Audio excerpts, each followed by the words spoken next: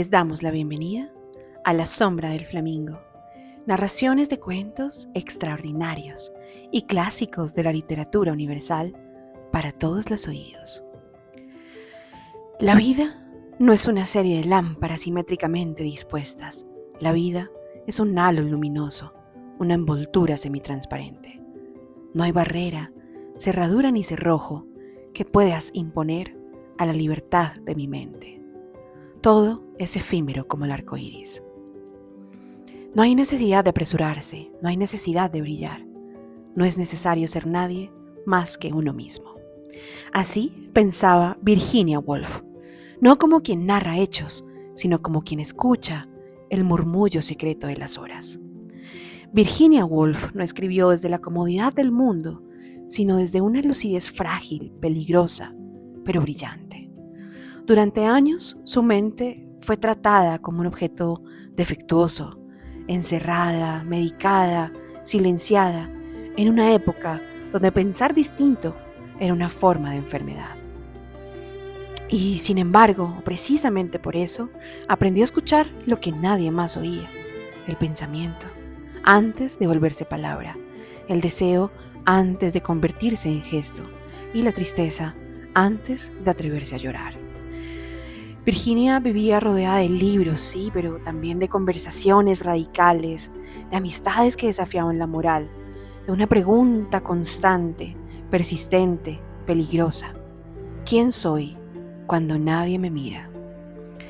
Virginia perteneció al círculo de Bloomsbury, muy reconocido en Inglaterra, en el que no solo se hablaba de literatura, también se hablaba de arte, de deseo, de verdad, de pacifismo, de cómo vivir sin mentirse. Allí Woolf comprendió algo que pocos escritores se atreven a mirar de frente o a decir, que la sociedad es una coreografía elegante para no hablar de lo que duele, que el matrimonio puede ser refugio o puede ser jaula, que la cordura muchas veces es solo una forma aceptable de locura, y que hay heridas como las de la guerra, como las del amor, que no hacen ruido, pero que deciden el destino de una vida. Woolf decide entonces hacer algo radical, dejar de narrar lo que pasa y empezar a narrar cómo se siente estar vivo. Mientras otros autores aún describen los hechos, ella escucha el flujo mental, ese murmullo constante que va rumiando, que nunca se detiene, aunque nadie lo vea. Ella no grita la modernidad, la susurra. Su escritura avanza, cabalga, como la música, como las olas, con repeticiones y a la vez con silencios. O no solo construye una novela, sino una orquesta. Y hay algo más fundamental en la obra de Woolf. Escribe sabiendo que pensar, crear, escribir ha sido históricamente un privilegio masculino. Ella menciona en muchos de sus escritos o en sus pensamientos y en algunas entrevistas que normalmente los libros que son anónimos solían ser escritos por mujeres. Por eso escribió Una habitación propia, no como una consigna política, sino como una verdad íntima. Para crear dice que una mujer necesita tiempo, espacio y silencio, no permiso, no un genio milagroso, ni condiciones. Siendo así, Virginia Woolf no quiso escribir una gran novela de su época, sino por el contrario quiso escribir algo mucho más peligroso y algo mucho más agudo, una obra que demostrara que la vida interior también es historia. Su propósito fue, a simple vista, simple, pero profundamente revolucionario: darle dignidad literaria a lo que no se ve, a lo que no se dice, a lo que se piensa, mientras todo parece normal. La historia que nos convoca el día de hoy al Faro no es un resumen convencional. Si bien está realizado por Rafael Méndez Bernal, es una deriva consciente por una mente que un día se abre como una flor, sabiendo que al anochecer se puede marchitar. Naturalmente, es una novela para recordarnos que la existencia no se mide por lo que hacemos, sino por lo que sentimos en silencio. Que un solo día puede contener una vida entera si nos atrevemos a escucharnos sin interrupciones. Que a veces no estamos rotos, sino que solo sentimos demasiado en un mundo que exige anestesia. Y que quizá el acto más revolucionario de todos sea mirar hacia adentro y no apartar la mirada.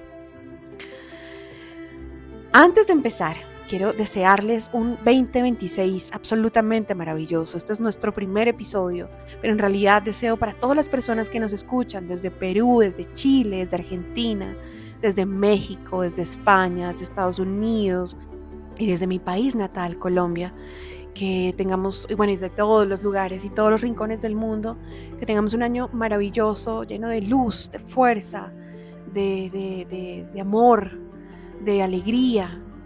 Sabemos que no estamos pasando por momentos fáciles, pero que espero de una u otra forma que estas narraciones y que la literatura y que esto que estoy haciendo de narrar aporte un granito de arena a la alegría, a la conciencia, a un llamado. También tengo un proyecto maravilloso este año con La Sombra del Flamingo y es también acompañar proyectos que entienden la cultura como un gesto vivo, marcas, espacios y creadores que no buscan exposición, sino afinidad. Así que si tu proyecto dialoga con la belleza, con el pensamiento y la experiencia sensible, esta es una invitación para hacer una alianza con La Sombra del Flamingo y que juntos naveguemos en este mundo literario y maravilloso. Les agradezco muchísimo su audiencia. No duden en comentar, saber qué les pareció Alfaro, qué opinan de Virginia Woolf. Y gracias por escuchar. Un enorme abrazo para todas las personas que nos escuchan y aquí les dejo con Alfaro de Virginia Woolf.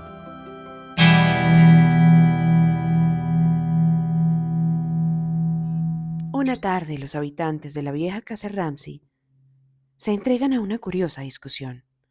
La madre, que a pesar de frisar en los 50 años, mantiene casi intacta su espléndida belleza, ha prometido a Jaime, el hijo menor de los 8 que diera luz en su matrimonio, que lo llevará al día siguiente a visitar el faro, que desde la ventana de la edificación puede verse a lo lejos. Esta conversación es escuchada por el señor Ramsay, melancólico, filosófico, quien se opone a la realización del viaje por considerar que al día siguiente las condiciones del tiempo serán difíciles.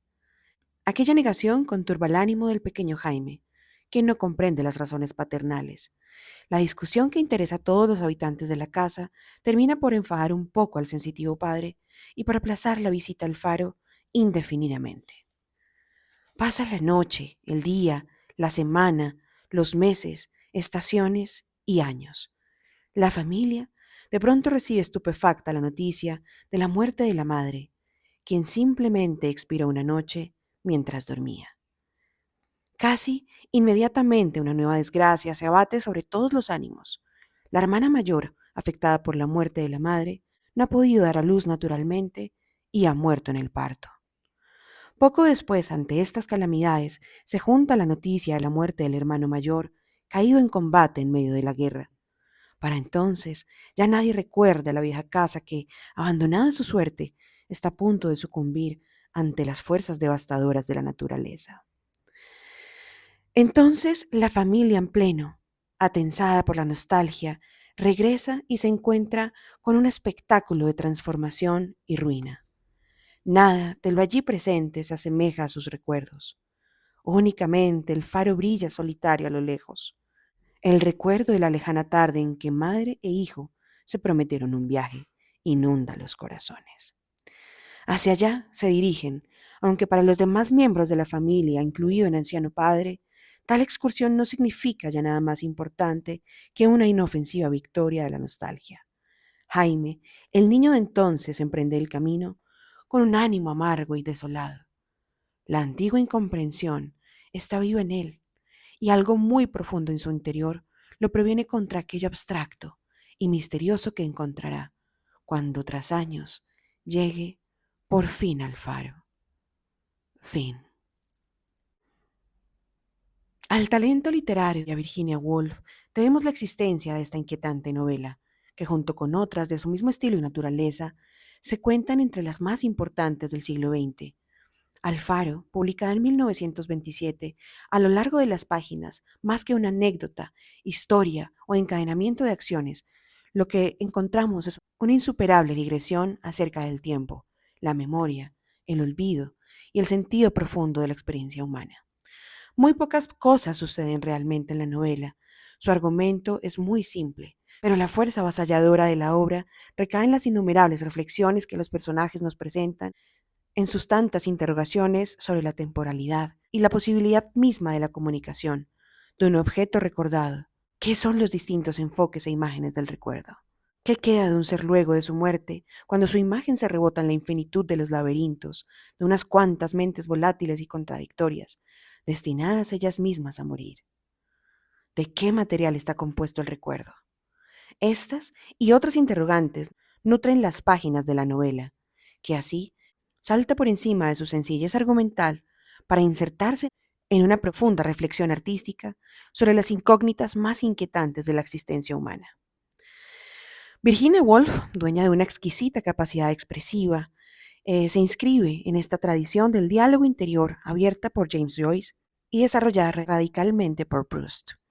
Los contenidos de la conciencia y su movimiento inquietante y arbitrario también son los asuntos de esta ilustre novelista, nacida en 1882 y muere por su propia mano en 1941, cuando prefirió dejar su vida a los abismos de la locura que sentía próximos y demoledores.